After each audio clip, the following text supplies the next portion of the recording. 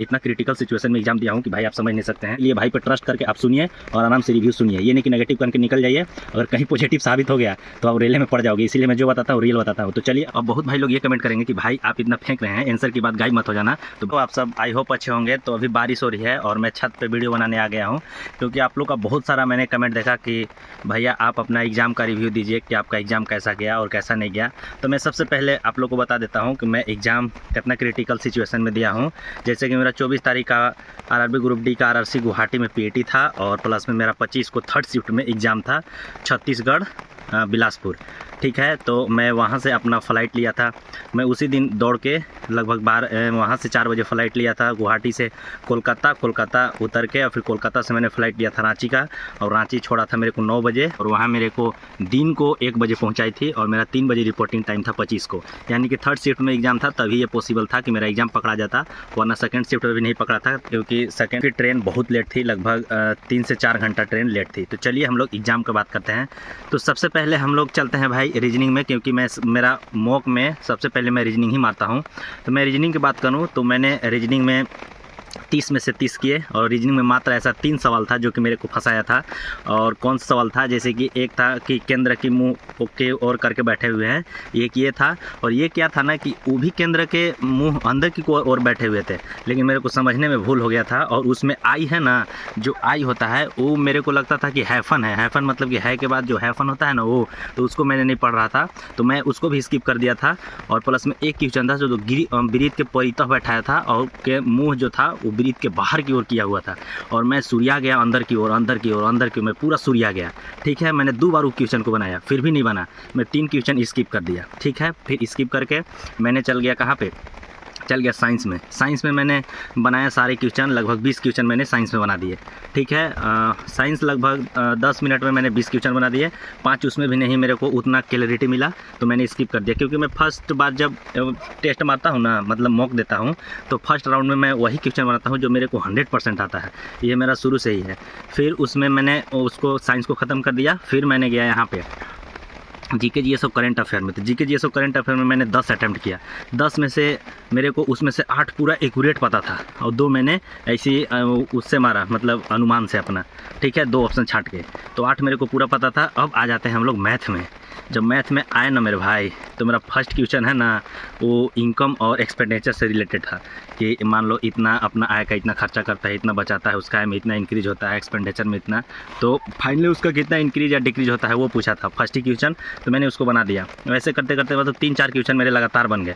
फिर बीच में क्या हुआ कि बीच में एक पूछ दिया प्रॉफिट एंड लॉस से, जो कि बहुत कैलकुलेटिव पूछ दिया। मैंने उसको मतलब 15 सेकंड दिया टाइम, 15 से 20 सेकंड टाइम दिया, नहीं बना मेरे से, मैंने स्किप कर दिया। फिर नेक्स्ट किया तो फिर उसी लगले मेरे को ट्रिग्नोमेट्री के क्वेश्चन पूछ दिया, जो कि मैं उसको ट्राई भी नहीं किया, लगभग 15 सेकंड टाइम दिया होगा उसको भी, मतलब बहुत लंबा चौड़ा दे दिया था, तो उसको भी मैंने नहीं बनाया, स्किप कर दिया। फिर थर्ड क्वेश्चन भी ट्रिग्नोमेट्री का दे दिया, मतलब लगातार 3 हार्ड क्वेश्चन डाल दिया। तो 3 जो थर्ड था ना वो ट्रिग्नोमेट्री का ही था, लेकिन मैं उसको अपना जो पाइथागोरस थ्योरम है 3, 4, 5 लेकर, यानी ट्रिपलेट लेकर उसको बनाया, और क्वेश्चन में 3, 4, 5 रखा, ऑप्शन में भी 3, 5 रखा, तो वो चौथा ऑप्शन सेटिस्फाइड कर गया, तो उसको मैंने बना दिया था, ठीक है। फिर टाइम एंड वर्क का क्वेश्चन आया, मतलब ऐसे बहुत सारे क्वेश्चन आया, यानी कि मैं 2 क्वेश्चन इधर छोड़ा, और एक क्वेश्चन था एवरेज का, जैसे कि लड़का लड़की का एवरेज दे दिया था, प्लस में बोल दिया था कि लड़का इतना से एवरेज उसका x है तो इसका x + 4 पॉइंट कुछ हो जाता है, ऐसे करके था, बहुत लंबा चौड़ा, उसको भी मैंने स्किप कर दिया।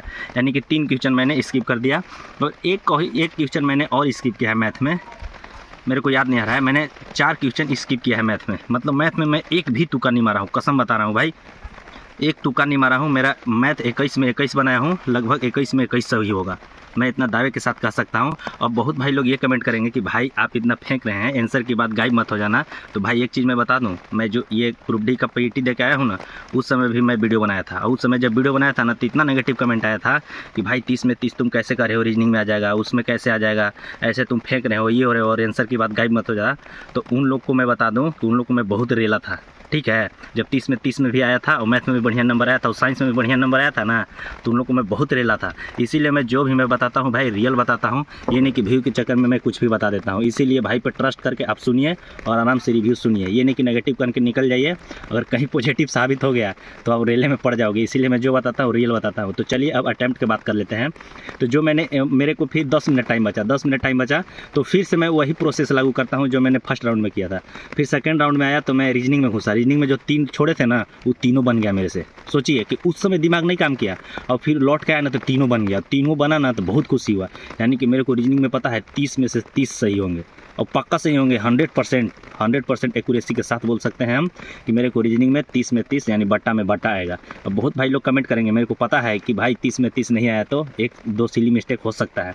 तो भाई मैंने पिछला ये जो पीटी देकर है उसमें बहुत सारा बात किया था और बताया था। बहुत लोग भाई नेगेटिव कमेंट किए थे तो उसको मैं रेला था, तो आप सोच समझ के कमेंट कीजिएगा। लेकिन मेरे को पूरा कॉन्फिडेंस है कि 30 में 30 रीजनिंग में आएगा। इसके बाद आ जाते हैं साइंस में। तो साइंस में भाई मेरे को 20 एक्यूरेट सही होगा। मैंने 4 मारा है, वो 4 में से अगर मतलब 4 में मारा है तो ऑप्शन एलिमिनेट करके मारा है, क्योंकि लैंग्वेज वाइज पेपर आ रहा था साइंस का। तो मैंने साइंस में 24 अटैम्प्ट किया है, 1 अटैम्प्ट नहीं किया है, ठीक है। और बात रही, फिर आ जाते हैं करंट अफेयर में। तो करंट अफेयर मैंने बोला था कि 10 अटैम्प्ट किया था, उसमें से 5 मैं और इंक्रीज कर गया, यानी कि मैं 15 अटैम्प्ट किया, जिसमें से मेरे को रीजनिंग में मात्र 4 गलत है। 4 से 5 गलत है, मैंने करंट अफेयर में मिला लिया, ठीक है, क्योंकि करंट अफेयर ऐसे भी याद हो जाता है। तो मैंने मिला लिया, उसमें से 4 से 5 गलत क्वेश्चन है मेरे को, यानी कि 10 से 11 मेरा सही है करंट अफेयर में, यानी कि करंट अफेयर मैंने 15 अटैम्प्ट किया। आ जाते हैं मैथ का। तो मैथ का मैं आप लोग को बता दिया कि मैथ में मैंने 21 अटैम्प्ट किया है, यानी कि मेरा टोटल ओवरऑल अटैम्प्ट रहा 90, ठीक है। और 90 में से मेरे को लगता है कि साइंस में 2 से 3 गलत होंगे और करंट अफेयर में 3 से 4 गलत होंगे। बाकी इधर जो है मैथ और रीजनिंग में एक भी गलती नहीं होने का चांस है, एक भी नहीं। और साइंस में तो मैंने बता दिया। तो ये मेरा रहा एक्यूरेसी। और मैं इतना क्रिटिकल सिचुएशन में एग्ज़ाम दिया हूँ कि भाई आप समझ नहीं सकते हैं कि सोचिए, जब वहाँ मैं 11:30 बजे ट्रेन पकड़ा रांची, तो सोच सकते हैं कि उधर से तो टिकट मेरा नहीं था और जनरल में खड़े खड़े रात भर जगे हुए थे। और फिर दिन को भी मेरे को क्या बोले कि 1 बजे पहुंचाया था, दिन को भी खड़े खड़े थे जनरल में। और पूरा मेरा दिमाग ख़राब हो रखा था, जाके मैंने एग्ज़ाम दिया था। बहुत नींद आ रही थी, लेकिन कितना भी नींद आए, एग्ज़ाम समय नींद नहीं आती है। तो मैं बॉडी मेरा थका हुआ था, तो मैं ये नहीं कह सकता हूँ कि मेरा बॉडी थका हुआ था इसलिए एग्ज़ाम ख़राब गया। लेकिन मैं क्रिटिकल सिचुएशन में एग्ज़ाम दिया हूँ, थोड़ा बहुत इफेक्ट पड़ता, वरना मैं 95 अटैम्प्ट करने के लिए सोचा था। और इस बार मेरा जोन है वो रांची जोन है, ठीक है।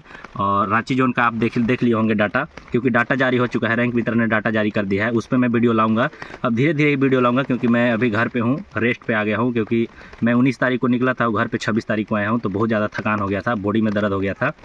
तो रांची का लगभग 1,67,000 फॉर्म डाला गया है इस बार जो कि सबसे कम है। सबसे कम तो नहीं बोल सकते हैं, मैंने सेकंड या थर्ड पे है ये भी, मतलब कम के मामले में। तो मैं रांची से ही अब की भरा हूँ, और जब भी मैं फॉर्म भरूंगा तो अपना ही जोन से भरूंगा, क्योंकि दूसरा जोन में भरने का मैंने नतीजा देख लिया कितना हाई कट ऑफ जाता है, और प्लस में कुछ होने वाला नहीं है, बहुत दूर जाना पड़ता है, परेशानी झेलना पड़ता है। तो भाई मैंने इस प्रकार अपना एक्यूरेसी मेंटेन करके अपना एग्ज़ाम दिया है। अब आप लोग कमेंट कीजिए कि आप लोग कितना अटैम्प्ट किए हैं, कितना एक्यूरेसी के साथ आपका कितना नंबर आ रहा है, कमेंट बॉक्स में कमेंट कीजिएगा। और मैं अभी छत पे हूँ और वीडियो बना रहा हूँ, तो अब चलता हूँ नीचे, मिलते हैं नेक्स्ट वीडियो में।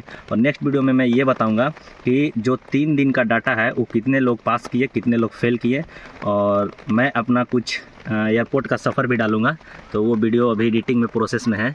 तो इस चैनल से जुड़े रहिए, आपको जो भी मिलेगा वो रियल ऑथेंटिक वीडियो मिलेगा। और ये वीडियो मैं आप लोग को मोटिवेशन के लिए बनाता हूँ, क्योंकि आप लोग भी मोटिवेट होइए कि जब ये भाई कर सकता है तो मैं भी कर सकता हूँ, समझ रहे हैं भाई। तो मिलते हैं नेक्स्ट वीडियो में, तब तक के लिए जय हिंद मेरे भाई, और सभी को पीईटी का best of luck. Thank you, मिलते हैं नेक्स्ट वीडियो में।